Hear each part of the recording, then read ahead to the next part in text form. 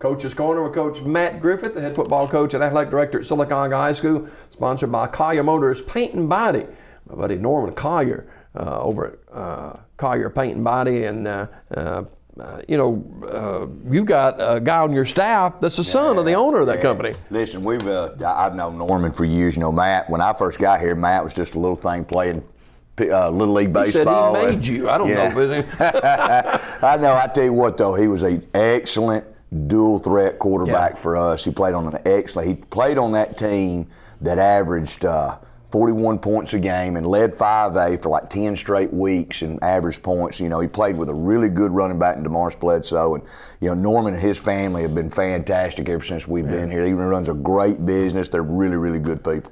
Well, the off week apparently was good for Sylacauga. Man, you came out of the gate firing full force against Childersburg last Friday night. And that's what we wanted to do. I mean, we told our kids all week, Childersburg's struggling. They got a brand new coach, and he's trying to get his program going. And we've been established for a while here, so we knew.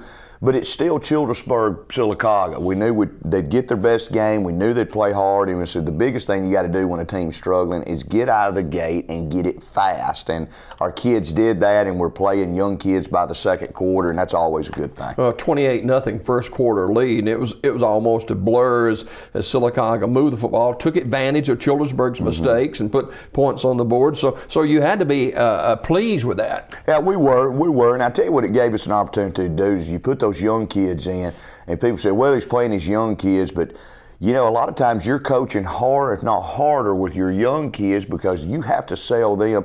Yes, you're up 35-0, but you as a young kid had nothing to do with that yet. What you are is you're 0-0. How much better can you get that game? And it's irreplaceable, those Friday night lights and not Monday night lights. Well, we always talk about the marquee players for Sylacauga, but what about some of those younger guys that perform well for you Friday? Well, Dalen Keith come in. He's our backup quarterback, and Dalen continues to mature at that position. He's a very, very fast, good athlete.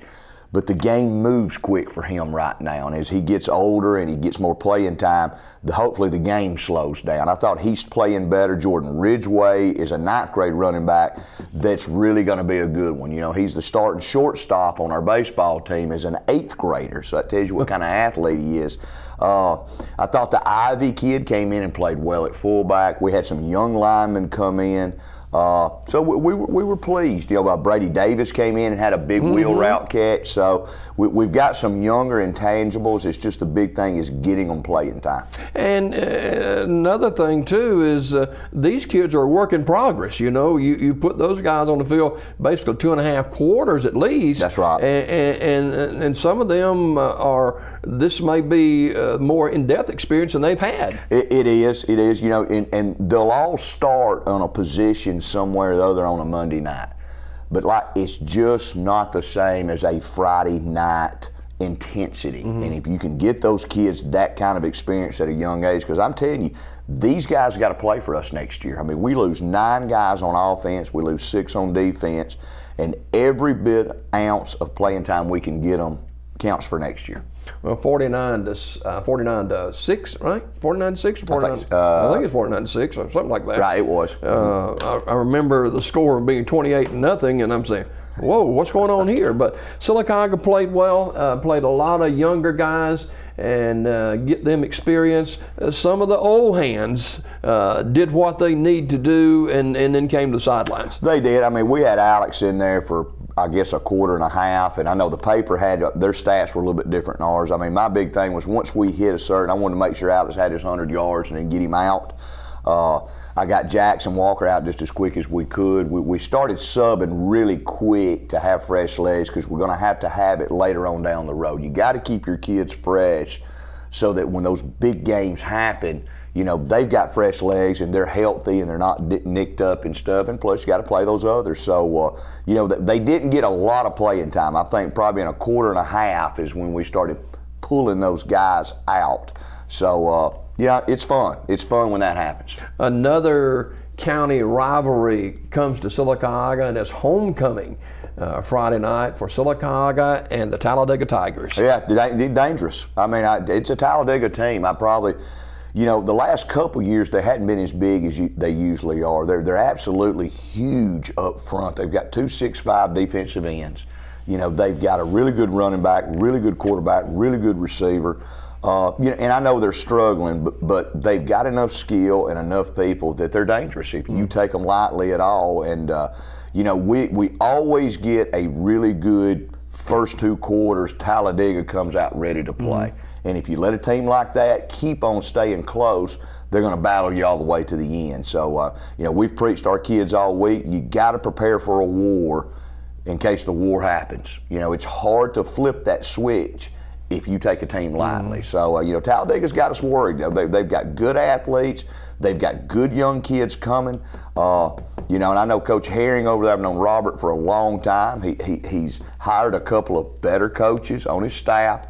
So, and that makes a difference. And of course, Talladega would like nothing better than to come in here and ruin the Sylacauga homecoming. Absolutely. And hurt the region ratings. Hurt the region ratings. You know, we're a 4-1 team. You know, we've got a good thing going and everything, and it would be an upset. So, you know, the biggest thing we've got to do is do what we do well, play well, execute well, and then let the chips fall with them. Well, it's homecoming, and you always are concerned with all the outside things that may happen as far as homecoming is concerned. You got the parade, you got the homecoming court, a lot of festivities this week, and then you had other issues that has taken place this week to take kids' attention away from it. And how do you kind of pull that back together? You know, homecoming's always a worry. You know, I always say homecoming's a great thing for the students. Sure. It's a great things for alumni.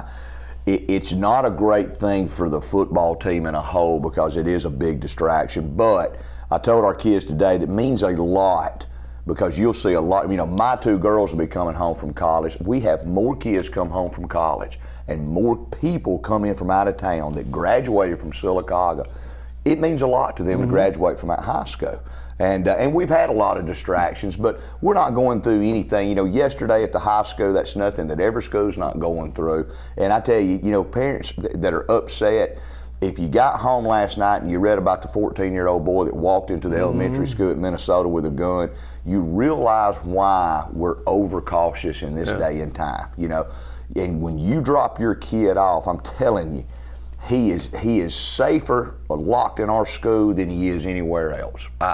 You know, we had teachers and policemen everywhere, you know, and it was all a precaution. It could be just a rumor. It probably is just a rumor, but we play it safe, and you have to in this day. Well, everything was unfounded as far as the threat and violence, anything like that. But when you got a homecoming game, you got kids that it may be their girlfriend in the homecoming court. It may be a family member in the homecoming court. And, you know, everybody wants to look good. Everybody wants to have a good time. But the bottom line is that W. That's right. And you just hit the nail on the head. We tell our kids all the time, say, look, there's a lot of things going on, but the bottom, you have a game to play. And that's a tough thing tomorrow for a kid when he wakes up, is trying to keep himself in routine on game day with all this chaos around him. He has to stay focused. And look, we're talking 16, 17-year-old kids. They're not the most focused people in the world. So the biggest thing we do as coaches is routine, trying to keep them in that same routine. You know, we had all that happen yesterday. We go out there, and once the kids hit the field, we probably had the best practice we had. Wow. You know, kids are very resilient. And if you'll keep them in routine and you have your high expectations, they'll do what you ask them to do. Finally, this homecoming has been circled on the calendar for numerous reasons, and one being the refurbishing and the remodeling of the stadium. Where we are on that? If you've been driving by, the fencing's going up. I don't know if all the gates are there, but I think they'll finish the fencing in the next 2 days. That really dressed the place up, by the way. It looks good. I don't know the status of the scoreboard. I know they were playing with it yesterday. They had it on, they had it off, they were doing this, they're trying to run advertisements. You know, our businesses have paid for those advertisements. We're trying to get those which is going to be so much better when the lights come on and the sun goes down and to see the gigantic the advertisements that you can see is really going to be nice. I'm hoping that's operational Friday. I'll have to check with Mr. Hubbard. I know he's working the next 2 days to try to get that done, and we're in the closing sections of that stadium. It's fixing to totally be complete, and then I think you're going to see an October board meeting late. That and I don't know if it happened a day or two ago or it's going to happen later. I think you'll see the approval and the plans of the baseball and the plans of the softball. Those are starting to take place. You'll have to be patient again. You know, there'll be certain things that can only be done once that baseball season and softball season's done. But it's going to get done. It may not be on the timetable that we all wanted, but the bottom line is let's get it done so that those facilities are there for those kids. And it's going to be a good thing. It's all positive, and you know, it's going to be good. And finally, let's get the butts in the seats tomorrow night for homecoming. Absolutely. You know, here's my thing. You know, Talladega's struggling. They're having a tough season. They're not going to bring anybody, and it's homecoming. I'd like to see our home side packed. I mean, I really would like to see not only for the gate and that funds our budget, but because it is homecoming, it means a lot to our kids. It means a lot to our community. And if you're an alumni and you hadn't seen us play, and you hadn't seen the band play with a new band director, they're fantastic. He's doing a great job. Cheerleaders are doing a great job. And then come see the stadium. There's a lot of positives to take, and come to the stadium on a Friday night. All right, Coach Matt Griffith, the head football coach and athletic director at Sylacauga High School, the Coach's Corner, brought to you by Collier Paint and Body and Collier Motors in Sylacauga. It's the Aggies homecoming against the Talladega Tigers, kicked tomorrow night at Legion Stadium in Sylacauga. Coach, see you soon. All right, thank you. More Daybreak right after this.